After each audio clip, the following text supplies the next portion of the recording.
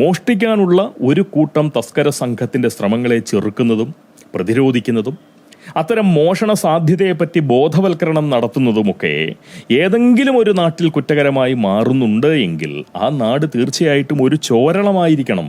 ചോരളം, അതായത് ചോരന്മാരുടെ അളം, അല്ലെങ്കിൽ കള്ളന്മാരുടെ നാട്. നിലവിൽ 2 തരം മലയാളികളാണ് കേരളത്തിലുള്ളത്: മനുഷ്യപ്പറ്റുള്ളവരും തസ്കരപ്പറ്റുള്ളവരും.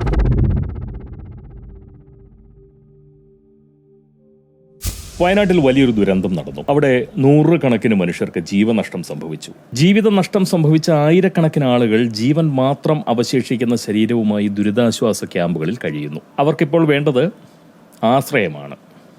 ഭക്ഷണവും വെള്ളവും മരുന്നും മറ്റ് അവശ്യ സാധനങ്ങളുമാണ്. ഇതിന് പ്രാധാന്യം നൽകിക്കൊണ്ട് പ്രവർത്തിക്കുകയും അത്തരം കാര്യങ്ങൾക്ക് പ്രഥമ പരിഗണന നൽകണമെന്ന് അഭിപ്രായപ്പെടുകയും അതുപോലെ തന്നെ കാണാതായ മനുഷ്യരെ ജീവനോടെ കണ്ടെത്താൻ വളരെ ആത്മാർത്ഥമായി പ്രാർത്ഥിക്കുകയും ആഗ്രഹിക്കുകയും ഒക്കെ ചെയ്യുന്നവരാണ് വാസ്തവത്തിൽ മനുഷ്യപ്പറ്റുള്ള മലയാളികൾ. ദുരന്തത്തെ ഒരു സാധ്യതയായി കാണുകയും അതുപോലെ തന്നെ മരണപ്പെട്ടവരുടെ എണ്ണത്തെ മുതൽക്കൂട്ടായി കണക്കാക്കുകയും ദുരിതമനുഭവിക്കുന്ന മനുഷ്യരുടെ ദൈന്യതയ്ക്കുള്ള പരിഹാരം, ഒരേ ഒരു പരിഹാരം എന്ന് പറയുന്നത് ബക്കറ്റ് പിരിവാണ് എന്ന് മനസ്സിലാക്കുകയും ചെയ്യുന്ന ധനസമാഹരണാസക്തരായിട്ടുള്ള മലയാളികളാണ് ഈ തസ്കരപ്പറ്റുള്ള മലയാളികൾ. അപകടത്തിൽപ്പെട്ട് ശവമാവുകയും ജീവച്ഛവമാവുകയും ഒക്കെ ചെയ്യുന്നവരുടെ ആഭരണങ്ങളും കീശയും ഒക്കെ സഹാനുഭൂതി കൂടാതെ, ഒട്ടും തന്നെ സഹാനുഭൂതി കൂടാതെ കൊള്ളയടിക്കുന്ന മനുഷ്യരെ പറ്റി നമ്മൾ കേട്ടിട്ടില്ലേ? അങ്ങനെ സഹാനുഭൂതി ഇല്ലാതെ കൊള്ളയടിക്കുക മാത്രമല്ല, ഒരു തുള്ളി വെള്ളം മരിക്കാൻ കിടക്കുന്നവർക്ക് ഒഴിച്ചു കൊടുക്കാതെ, അവരുടെ ചുണ്ട് നനയ്ക്കാനുള്ള ഒരു തുള്ളി വെള്ളം ഒഴിച്ചു കൊടുക്കാതെ പായുകയും ചെയ്യുന്ന ആൾക്കാരെ നമ്മൾ കണ്ടിട്ടില്ലേ, കേട്ടിട്ടില്ലേ? ഒരുപക്ഷെ കണ്ടിട്ടുണ്ടാവില്ല, പക്ഷെ കേൾക്കാനുള്ള സാധ്യത വളരെ കൂടുതലാണ്. എന്തായാലും അത്തരം ആളുകളും നമുക്കിടയിൽ ഉണ്ടെന്ന കാര്യം ഓർക്കാൻ ആരും മറക്കരുത്.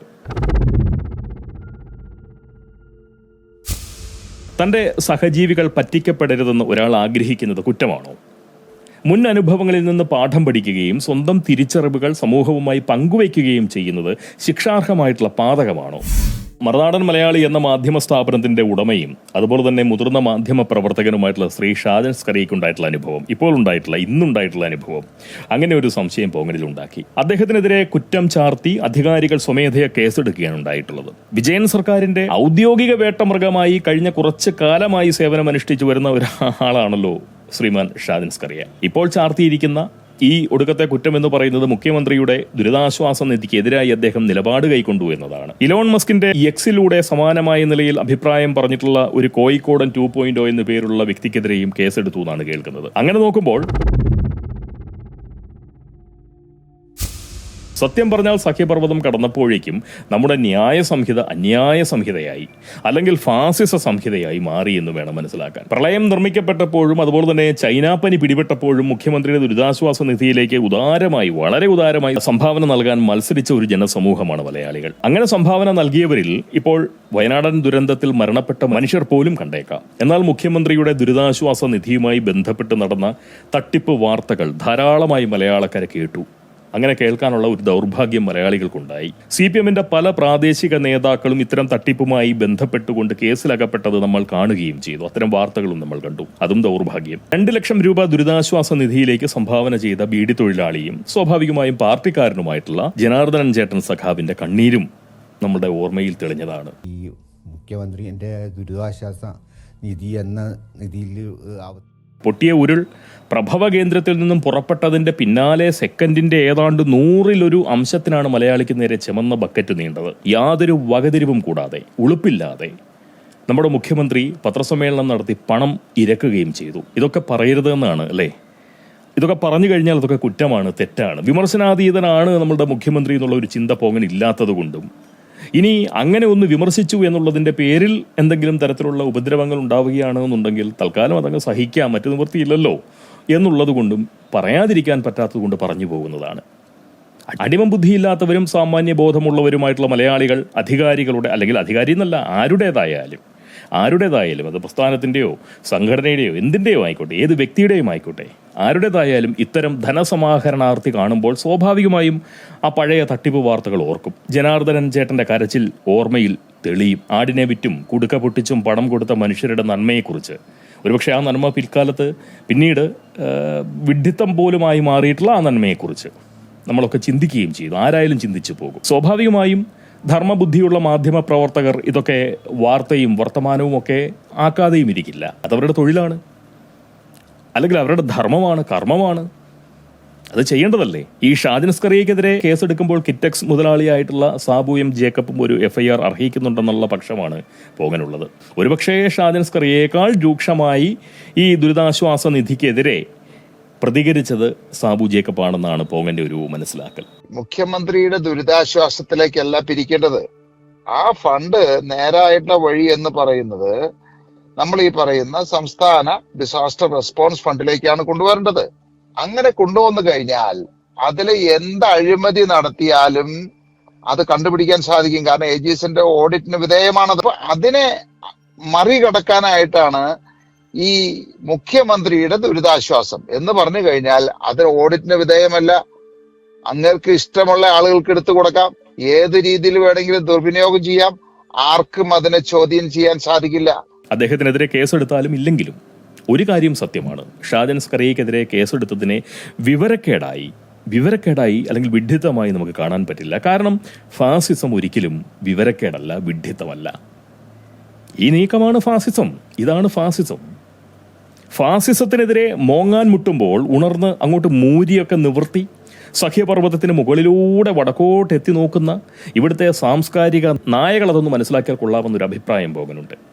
ഇതാണ് മായം കലരാത്ത ഫാസിസം. എങ്ങോട്ടേക്ക് നോക്കേണ്ട ആവശ്യമില്ല, നമുക്ക് ഒരിടത്തേക്കും എത്തി നോക്കേണ്ട ആവശ്യമില്ല. ഫാസിസത്തെ കാണാൻ തൊട്ടടുത്തുണ്ട്, അടുത്ത് കാണാം, ആശ്ലേഷിക്കാം. അത്രമാത്രം നമ്മളോട് ചേർന്നാണ് ഫാസിസം നിലവിലുള്ളത്. ഒരിടത്തേക്കും എത്തി നോക്കണ്ട. ഈ വയനാടൻ ദുരന്തത്തിന്റെ പേരിൽ പണം പിരിക്കാൻ ഇറങ്ങുന്ന തസ്കരവേന്ദ്രന്മാരെ തടുക്കാനുള്ള ത്രാണി നമുക്കൊന്നും ഉണ്ടാവില്ല. പോങ്ങൻ എന്തായാലും അതിനുള്ള പാങ്ങില്ല. എങ്കിലും സന്മനസ്സും സഹാനുഭൂതിയും സാഹോദര്യ ബുദ്ധിയും സഹജീവി സ്നേഹവും ഒക്കെ പേറിക്കൊണ്ടിരിക്കുന്ന മനുഷ്യപ്പറ്റുള്ള മലയാളികളോട് പോങ്ങനൊരു കാര്യം പറയാം. ഇപ്പോൾ ഇവിടെ ആവശ്യം പണമല്ല, അല്ലെങ്കിൽ അവർക്കവിടെ പണത്തിന് യാതൊരു പ്രയാസവും നിലവിലില്ല. ആ ദുരന്തമുഖത്ത് വളരെ ആത്മാർത്ഥമായി രക്ഷാപ്രവർത്തനം നടത്തുന്നവരിൽ നിന്നും മനസ്സിലാക്കിയിട്ടുള്ള കാര്യങ്ങളാണ് പോങ്ങൻ പറയുന്നത്.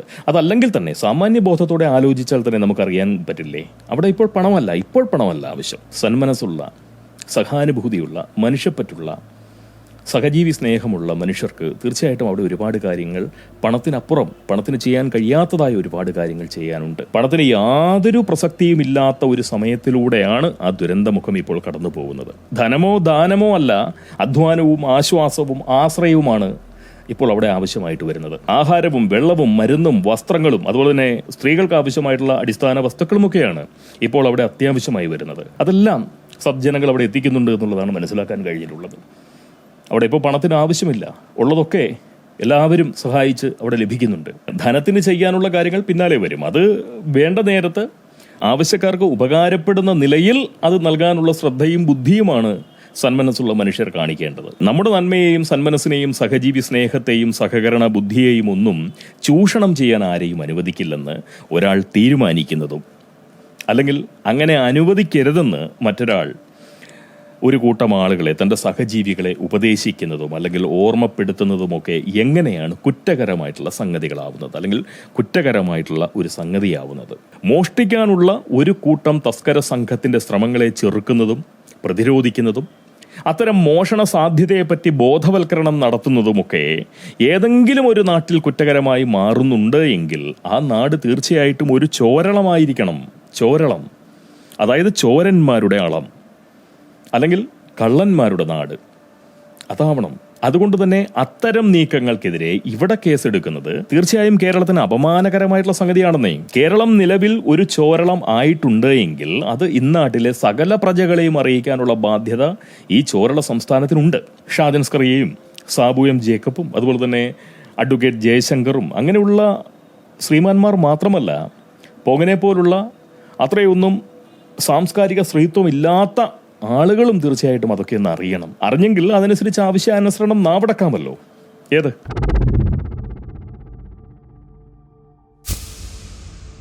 എന്തായാലും മുഖ്യമന്ത്രിയുടെ ദുരിതാശ്വാസ നിധിയെ അവിശ്വാസത്തോടുകൂടി സമീപിക്കുന്നവരെയൊക്കെ ചാടിക്കടിക്കാൻ ചിലർ കാണിക്കുന്ന ഉത്സാഹം കാണുമ്പോൾ മുന്നിലിരിക്കുന്ന തീറ്റപാത്രം സംരക്ഷിക്കാനായി ഒരു പട്ടി കാണിക്കുന്ന ആത്മാർത്ഥമായ ആർത്തിയെയാണ് തീർച്ചയായിട്ടും പോങ്ങൻ ഓർമ്മ വരുന്നത്. പട്ടിയെ കുറ്റം പറഞ്ഞിട്ട് എന്തെങ്കിലും കാര്യമുണ്ടോ? ഒരു കാര്യവുമില്ല. അന്ന സംരക്ഷണം എന്ന് പറയുന്നത് ഇത്തരം പ്രത്യേക ജനുസിന്റെ ജന്മവാസന മാത്രമാണ്. ഈ പ്രത്യേകതരം ജനസ് എന്ന് പറഞ്ഞപ്പോൾ പോങ്ങൻ മറ്റെന്തോ കാര്യം ഓർത്തുപോയി. ഞാൻ കേട്ടിട്ടുണ്ട്, അങ്ങനെ ഓർമ്മയിലേക്ക് വരുന്നുണ്ട്. അത് പ്രത്യേക ജനസാണെന്ന് ഊറ്റം പറഞ്ഞവരോ താൻ പ്രത്യേക ജനസാണെന്ന് അങ്ങനെ ആരോ ഊറ്റം പറഞ്ഞതായിട്ടൊക്കെ ഓർമ്മയിൽ വരുന്നുണ്ട്. എന്തായാലും വാസ്തവം പറഞ്ഞു കഴിഞ്ഞാൽ ഇത്തരം പ്രത്യേക ജനസിൽപ്പെട്ടവരുടെ ഒരു ജന്മവാസനയാണ് അന്ന സംരക്ഷണം എന്ന് പറയുന്നത്. അതുകൊണ്ട് ഷാജൻസ്കറിക്ക് ഇത്രയല്ലേ വന്നുള്ളൂ. അത് മഹാഭാഗ്യമായിട്ട് കൂട്ടുക എന്നുള്ളതേ ഉള്ളൂ. അങ്ങനെ കൂട്ടി സമാധാനിക്കുക എന്നുള്ളതല്ലാതെ വേറെ പ്രത്യേകിച്ച് ഒന്നുമില്ല നമുക്ക് ചെയ്യാൻ.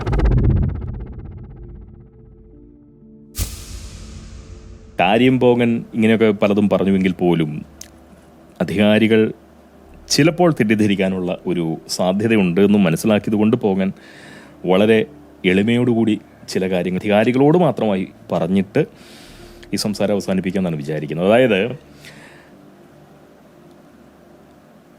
അനാരോഗ്യത്തിൽ കിടക്കുന്ന അമ്മയെ പരിചരിക്കാൻ മറ്റാരുമില്ലാത്തതിനാൽ നമ്മുടെ മുഖ്യമന്ത്രിയുടെ ദുരിതാശ്വാസ നിധിയെപ്പറ്റി വളരെ സവിശേഷമായ ഒരുതരം മതിപ്പ് തന്നെ പോങ്ങൻ വെച്ച് പുലർത്തുന്നുണ്ടെന്ന സത്യം തീർച്ചയായും നിങ്ങളോട് ഞാൻ ഇനി മറച്ചു വെക്കുന്നില്ല. ഇതുവരെ പോങ്ങൻ പറഞ്ഞത് കേട്ടാൽ തീർച്ചയായിട്ടും പോങ്ങൻ ഒരു തസ്കര വിരുദ്ധനാണ് എന്ന ഒരു തോന്നിപ്പ് നിങ്ങളിൽ ഉണ്ടാകാൻ സാധ്യതയുണ്ട്. എങ്കിൽ പോലും പോങ്ങൻ അത്യാവശ്യം ഒരു തസ്കരാസക്തിയുള്ള, തസ്കര സ്നേഹിയായിട്ടുള്ള, ഒരു തസ്കരദാസനായിട്ടുള്ള ഒരു വ്യക്തിത്വം തന്നെയാണ്. അതുകൊണ്ട് തന്നെ അന്യായ സംഹിതയിലെ ഒരു വകുപ്പ് പോലും എനിക്ക് വേണ്ടി നിങ്ങൾ ആരും ദുരുപയോഗിക്കരുതെന്ന് വളരെ എളിമയായ ഒരു അഭ്യർത്ഥന പോങ്ങൻ മുന്നോട്ട് വയ്ക്കുകയാണ്. എനിക്ക് ഇത്രയും മഹത്തായിട്ടുള്ള ഗ്രന്ഥങ്ങളിൽ നിന്നൊന്നും തന്നെ നൽകാൻ പാടില്ല. ഞാനത് അർഹിക്കുന്നില്ല എന്ന് മാത്രമല്ല, എനിക്കതൊന്നും താങ്ങാനും പറ്റില്ല. സത്യം പറഞ്ഞു കഴിഞ്ഞാൽ മുന്നിലേക്ക് നീളുന്ന ആദ്യ ബക്കറ്റിൽ തന്നെ അപാരമായിട്ടുള്ള ഉത്സാഹത്തോടു കൂടി കീശയുമായി എടുത്തു ചാടാനുള്ള തിക്കുമുട്ടലുമായിട്ടാണ് ഈ പോങ്ങൻ കഴിയുന്നത്. നിങ്ങൾ വിശ്വസിക്കണം, ഏറ്റവും ആദ്യം മുന്നിലേക്ക് നീളപ്പെടുന്ന ബക്കറ്റിൽ തന്നെ പോങ്ങൻ കീശയുമായി ചാടും. അതുപോലെ മലമുകളിൽ പൊട്ടിയ ഉരുൾവെള്ളം താഴ്വാരത്തെത്തും മുന്നേ തന്നെ ഷൂട്ടിംഗ് ഒക്കെ മതിയാക്കി മുഖ്യമന്ത്രിയുടെ ദുരിതാശ്വാസ നിധിയിലൂടെ തന്നെ ധനസഹായം നൽകണമെന്ന് അഭ്യർത്ഥിച്ച നമ്മുടെ കിളിന്ത് സൂപ്പർ സ്റ്റാർ ശ്രീമാൻ ബേസിൽ ജോസഫ് അവറുകളുടെ അടുത്ത 1 ഡസൻ പടങ്ങൾ ആദ്യ ദിവസത്തെ ആദ്യ കളി എന്ന സമ്പ്രദായത്തിൽ തന്നെ കാണാനും ഈ പോങ്ങൻ തീരുമാനിച്ചിട്ടുണ്ട്. എന്തായാലും അപാരമായ വിധേയത്വത്തോടെ സമൂലം ഭയപ്പെട്ടുകൊണ്ട് തസ്കരോത്തമദാസനായിട്ടുള്ള ഈ എളിയ പോങ്ങൻ തീർച്ചയായും നാവടക്കുന്നു. ദുരിതാശ്വാസ നിധി വമ്പൻ വിജയമാവട്ടെ എന്ന ആശംസ നൽകാൻ പോങ്ങന് യാതൊരുവിധ മടിയുമില്ല. അതുപോലെ തന്നെ ചെമ്പക്കറ്റുകൾ നിറഞ്ഞു കവിയട്ടെ, കമ്മ്യൂണിസ്റ്റ് കരുണയിൽ നാടാകെ മാനവികത പച്ചപിടിക്കട്ടെ. എല്ലാവർക്കും പോങ്ങന്റെ വക ഹരിതാഭമായിട്ടുള്ള ഒരു ലാൽ സലാം.